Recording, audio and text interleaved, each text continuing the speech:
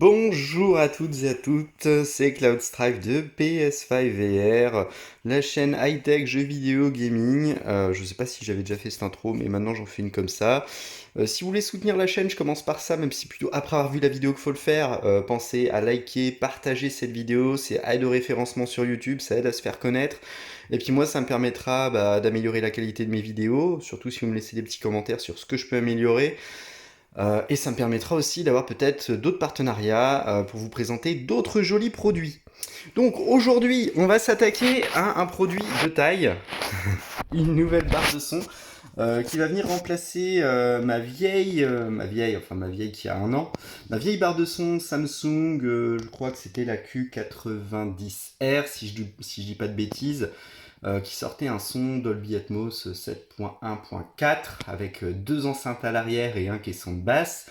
Aujourd'hui, je vous propose le test de cette barre de son Sony qui est elle 7.1.2, donc qui prend bien en compte le Dolby Atmos, le DTS, 360 Reality Audio. Alors ça, je ne sais pas ce que c'est, je suis même pas sûr que ce soit un label. En tout cas, si vous le connaissez, dites-le moi en commentaire, moi je vois pas trop ce que c'est. Audio haute résolution, voilà, donc vous allez pouvoir plugger du 4K, il y a de l'HDMI eARC dessus. Voilà, donc une barre de son haut de gamme qui est commercialisée, si je dis pas de bêtises, à m'y méprendre, aux alentours de 1300 € au moment où je tourne cette vidéo. Elle est sortie en fin 2021, donc là où je tourne cette vidéo, on est en début 2022. Que dire? Voilà, donc là vous avez un peu plus de spec encore une fois, donc de l'Atmos. Vous voyez aussi des choses assez intéressantes, c'est que ça marche avec AirPlay, il y a Spotify, on peut faire du Chromecast, on peut faire du OK Google, eARC, HDMI, bref. Vous allez voir, franchement, cette barre de son a un degré de finition assez incroyable. Allez, on continue le tour du packaging qui est bien dégueulasse chez moi parce que je pense qu'il a dû traîner dans des entrepôts pas très nets. Mais vous voyez le concept, voilà, émuler un son 360 dans votre salon pour une immersion totale comme au cinéma. Hein. La calibration, du coup, comme c'est écrit ici, se fait automatiquement, c'est-à-dire qu'il y a des petits micros qui sont directement inclus, connectés à la barre de son. Et en fait, avec le retour audio, avec un effet de réfraction, la barre de son va pouvoir savoir où se situe votre canapé et où se situe la zone d'écoute idéale. Voilà, pour pouvoir faire les bons paramétrages, un calibrage automatique. Donc c'est pas un micro qu'on vient déplacer à un endroit spécifique pour être dans le spot sonore idéal. D'ailleurs, à ce sujet, il y a Bose, je crois, avec sa. Alors, j'ai eu la 9, je crois que c'est la série 900, sa dernière barre de son. Il propose un tout petit casque avec un micro inclus pour savoir exactement où va se situer votre tête et votre zone d'écoute pour le calibrage automatique. Bon, malheureusement, la barre de son coûte très cher et pas forcément à la hauteur de ce que peut proposer la concurrence dans cette gamme de prix-là. Mais voilà, en tout cas, ça c'est la technologie utilisée par Sony, c'est un retour de l'écho sonore qui revient vers la barre de son et qui vient faire une calibration automatique des différents canaux. Autre chose intéressante, vous voyez ici et ici, il y a deux enceintes à l'arrière et un subwoofer. Ces périphériques-là sont en option. Aujourd'hui, je ne les ai pas à disposition. Donc si cette vidéo fonctionne bien, peut-être que je pourrais être en mesure de demander à Sony de bien vouloir me prêter ces super accessoires pour que je puisse creuser un peu la vidéo. Mais aujourd'hui, on va se concentrer sur la barre de son seul et on va la comparer. Alors en tout cas moi de ce que je connais, parce que je connais pas toutes les barres de son, mais on va la comparer avec sa concurrente directe que j'ai eu l'occasion de tester, qui est la Q950A de Samsung avec caisson de basse et deux enceintes satellites. Voilà. Maintenant, je vais vous épargner l'unboxing. De toute façon, c'est une boîte avec du carton et du polystyrène. Des notices dans toutes les langues, voilà, qui n'est pas la meilleure idée de Sony parce que franchement, il y a un énorme pavé, alors qu'une notice, voilà, une simple notice dans la langue du pays suffit, ou une notice numérique, à la rigueur. Mais bon. En tout cas, les amoureux de papier seront contents. Il y a des supports pour mural, pour fixer la barre de son si vous avez une télé qui est fixée directement dans le placo ou dans votre mur, qui n'est pas sur un support en meuble. Vous avez de quoi la fixer au mur. Maintenant, passons aux choses sérieuses. La barre de son en elle-même. Alors déjà, on va faire un petit tour. Je ne sais pas si vous allez voir avec la lumière. On peut apercevoir au travers de la grille, voilà, les différents woofers. On voit peut-être pas très nettement à la vidéo, mais je pense que vous apercevez ici les petites choses. Voilà, je crois qu'on les voit bien. Bref, on les aperçoit et la grille métallique donne un côté très classe. Franchement, ça fait très très robuste, très propre. Le choix du tissu sur le dessus ici fait vraiment très hi-fi. Franchement, j'apprécie beaucoup le degré de finition. C'est une des plus belles enceintes que j'ai pu voir, en tout cas une des plus belles barres-sons que j'ai pu voir. Ici, vous voyez, en fait, c'est ici que vont sortir voilà, une partie du son Atmos, du son périphérique, on va dire. L'Atmos, bien entendu, est au-dessus et va faire, par système de réfraction avec votre plafond, redescendre le son pour le verticaliser. Vous avez ici des menus d'accès rapide. Voilà, pour régler le volume et tout directement sur la barre. Et là, vous voyez que la barre est tout en vert. Alors, c'est très classe. Et en même temps, vu que c'est noir, bah, ça prend tout de suite les poussières. Démonstration. Oh, voilà. Donc, c'est hyper classe. C'est très beau. Mais par contre, c'est pas du tout propre. C'est pas idéal à ce niveau-là. Donc, voilà pour la barre de son. Et franchement, c'est cool. Elle est très, très belle, très classe. J'ai rien à dire là-dessus. Alors, je vais essayer de ne pas faire de bêtises et de la retourner pour vous montrer un peu la bête. Attention.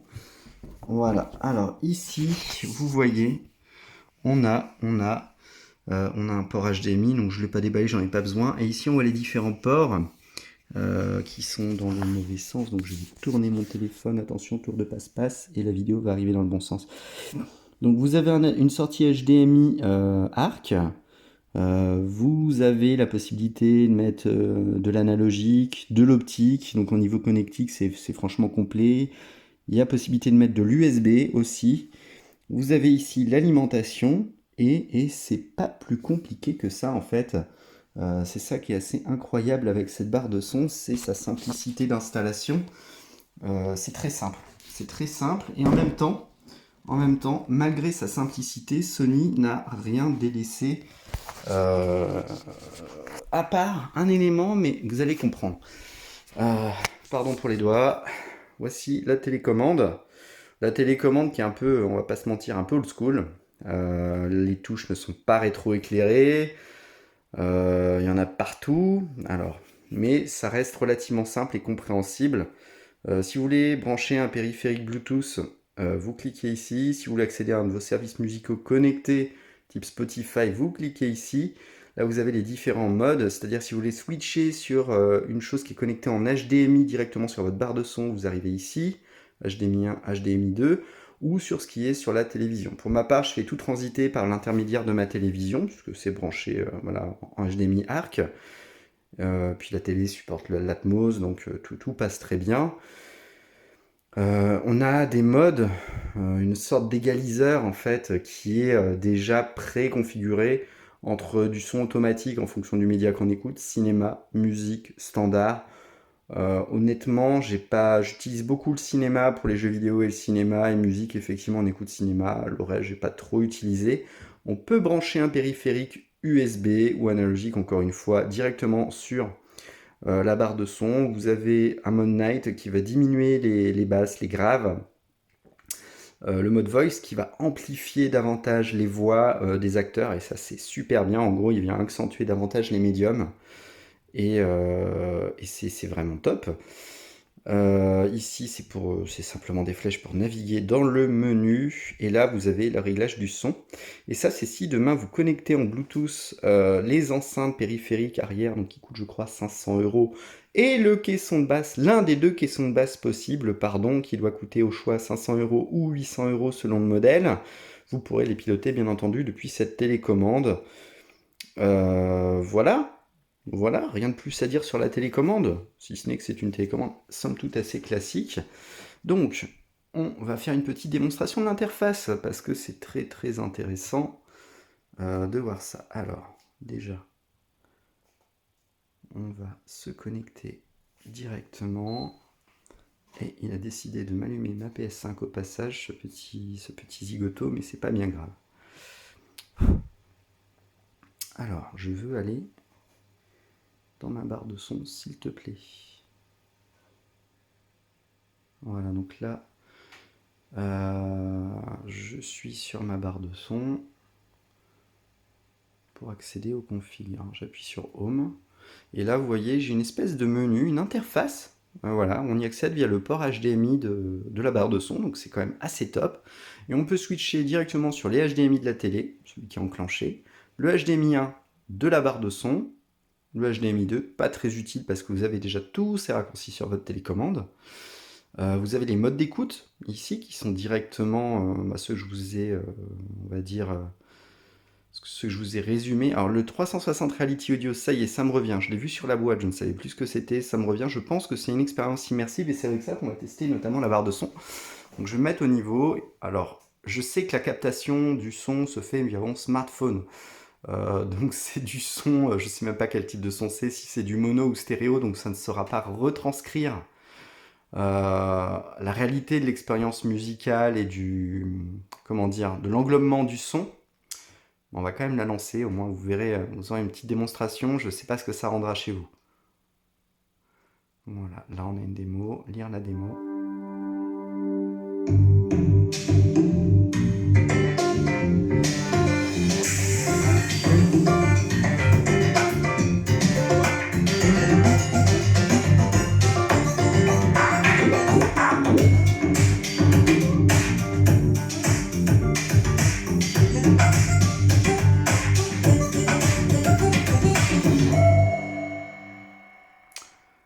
Alors la démo est courte, l'intérêt c'est que vous avez entendu des graves, des basses, des médiums, vous avez vraiment eu tout type de son. Alors étrangement dans cette démo, les basses mais claquent mais à mort. Je sais pas comment ils font parce que moi dans aucun média que j'ai écouté j'ai des basses comme ça.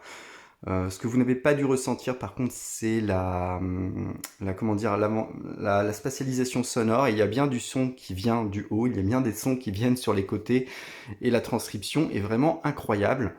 Ça c'est le premier truc qui m'a bluffé sur cette barre de son. Je l'ai testé avec Mad Max Fury Road. Que voilà, j'ai une piste Dolby Atmos dessus et j'ai été vraiment bluffé par la qualité parce que voilà, j'entendais vraiment toutes les pistes audio se détacher les unes des autres. J'entendais la voix de la petite fille qui venait d'en haut au-dessus de moi et il y avait un petit côté flippant. Enfin, si vous visualisez le film au tout début, dans la scène de début, franchement c'est une super démo pour de l'Atmos en tout cas parce que le son est merveilleusement bien spatialisé. Voilà, donc je ne m'attarde pas plus que ça là-dessus, mais en tout cas, au niveau de la spatialisation sonore, c'est une véritable réussite.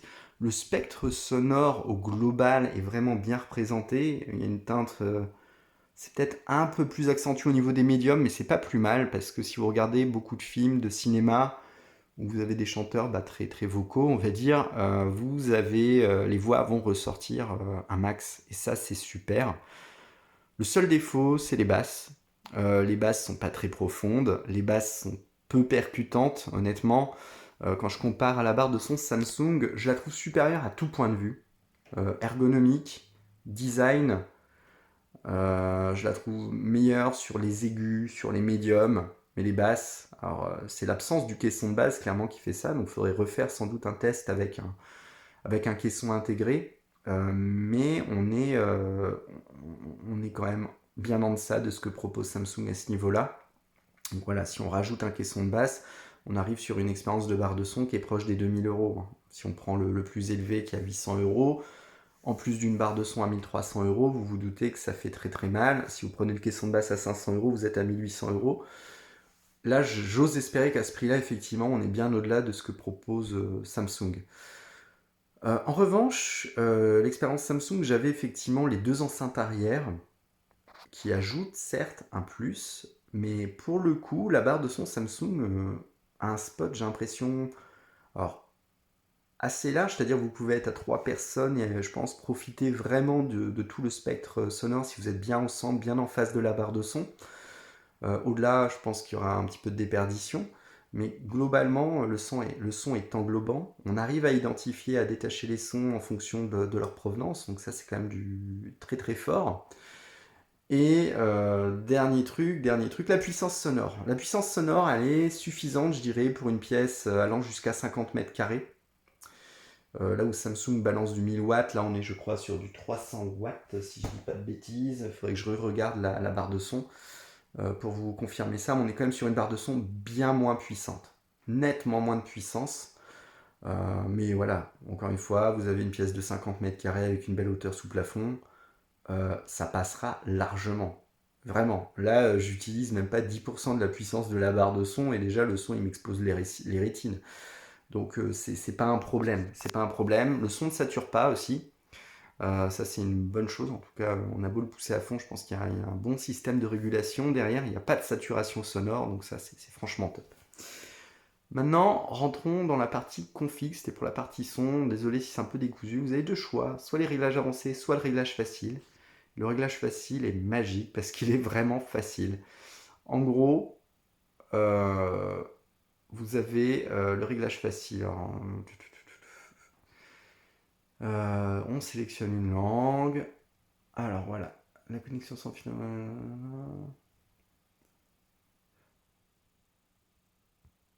Donc voilà, il nous dit en gros qu'il va tester la configuration de la pièce.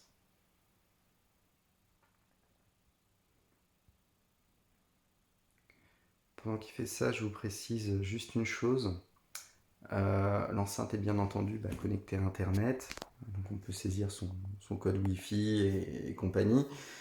Elle se met à jour du coup toute seule, donc ça c'est aussi un truc qui est quand même assez plaisant, la mise à jour de la barre de son. C'est-à-dire que si Sony est réellement derrière, vu que c'est quand même un constructeur qui fait a priori assez attention à son matériel, qui se positionne sur du haut de gamme, on n'est pas à l'abri d'avoir des belles mises à jour pour améliorer l'expérience globale. Alors, optimisation courbe. Je ne sais pas ce qu'il me fait parce que quand je l'ai fait la première fois, j'ai pas eu ça du tout. Donc je vais retourner en arrière. Je pense que je suis pas allé dans le bon truc. Je crois que le retour en arrière est impossible. Et j'ai mon doigt au-dessus de la caméra, ce qui ne va pas aider. Eh ben écoutez, je vais faire un petit cut et puis on va reprendre quand ce sera bon. Ah, optimisation terminée. Ben, en fait, non, j'ai pas besoin. Hop. L'unité est prête à l'emploi. Vous pouvez arrêter ici ou continuer à configurer plus de fonctions. Ajouter des enceintes sans fil, se connecter à Internet, optimiser le surround. Je vais mettre fait parce qu'en fait, je crois qu'il y a d'autres choses. Oui, j'accepte tout. J'accepte. Voilà, c'est ce panneau-là qui est intéressant. On peut y accéder directement pour gagner du temps. Donc voilà, on peut optimiser le son surround en fonction de son environnement. L'optimisation prend 10 secondes, c'est beaucoup plus rapide que ce que je vous ai montré. Il fait sortir du son des enceintes et à partir de là, il va évaluer les distances, tout ça avec le fameux micro qui est incorporé dans la barre de son.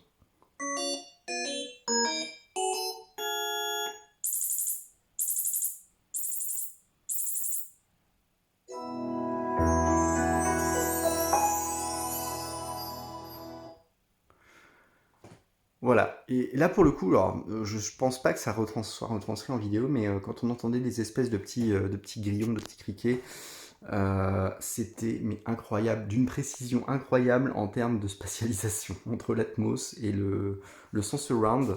Franchement, c'était top. Et voilà, et là, l'enceinte est paramétrée. Mais si ces paramètres-là ne vous conviennent pas, vous avez des paramétrages avancés. Alors, et là, on a des tonnes et des tonnes de réglages. On peut faire un réglage manuel des enceintes. On a l'optimisation du champ sonore. Donc ça, je vais retourner en arrière ce qu'on a fait. Alors le réglage manuel des enceintes. On peut calculer la distance du mur latéral, la distance du plafond, les niveaux. On peut mettre en place une tonalité d'essai pour voir voilà, ce que ça donne.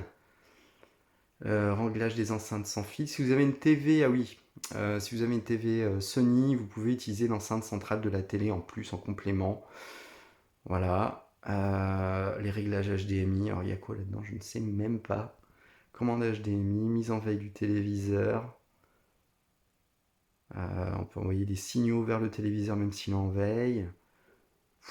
On peut faire mais des tonnes de trucs, c'est incroyable. Le signal HDMI. Voilà, donc là on voit que c'est du 4K, enfin ça peut monter jusqu'en 8K, donc quand même c'est du HDMI 2 points, c'est ça que ça veut dire.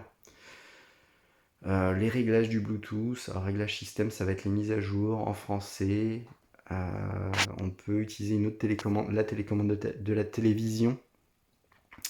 Bon, sur Samsung ça se fait automatiquement. Les réglages réseau, la mise à jour du logiciel qui est ici. Je regarde s'il n'y a pas autre chose. Réinitialisation, voilà, on a tout fait. Voilà pour cette petite review de la barre de son Samsung. Franchement, je l'ai trouvé mais magnifique, top. Un peu cher pour ce que c'est si on compare au package Samsung avec comment dire, avec caisson de basse et enceinte arrière. Maintenant, en tant que barre de son Dolby Atmos, je pense elle envoie un meilleur son que la barre de son Samsung. Je pense que le son est mieux spatialisé avec beaucoup plus de précision et de finesse. Les médiums dans les dialogues se détachent encore mieux dans les films, les séries. Et autre chose, la barre de son Samsung, je la trouve pas très bonne en écoute musicale, vraiment. Je trouve que les sons se détachent assez mal les uns des autres. Des fois, les instruments sont pris dans une espèce de gloubi-boulga. Là, les instruments se détachent beaucoup mieux. Donc ça, c'est vraiment appréciable. Ce qui lui manque, en fait, c'est, je pense, parce que pour le coup, j'ai un doute sur la nécessité d'avoir les enceintes arrière. Je serais curieux de tester, mine de rien, parce que si ça améliore encore plus l'expérience, je pense qu'on peut être pas loin de l'expérience réelle avec des enceintes physiques comme dans le cinéma, en tout cas assez proche. En tout cas, elle est bluffante. Et par contre, le caisson de basse, clairement, il manque. Il est manquant à cette barre de son et à 1300 €, c'est vraiment dommage. Parce qu'elle aurait eu le caisson de basse à 1300 €, je vous aurais dit que ça vaut bien plus le coup que la dernière nouveauté de chez Samsung, les 950A, ou voilà, ce type de barre de son. Donc voilà, donc si vous avez aimé cette vidéo, surtout likez, partagez, n'hésitez pas à me laisser des commentaires si vous avez des questions, si vous voulez m'encourager, si vous voulez me faire des critiques à partir du moment où elles sont constructives, pour m'aider à améliorer mes vidéos. Encore une fois, ce type de vidéo a ses limites. Je pense qu'il y en a un certain nombre d'entre vous qui seront frustrés qu'il n'y ait pas plus d'écoute sonore. Mais il faut bien entendre qu'aujourd'hui, cette vidéo est filmée avec un smartphone.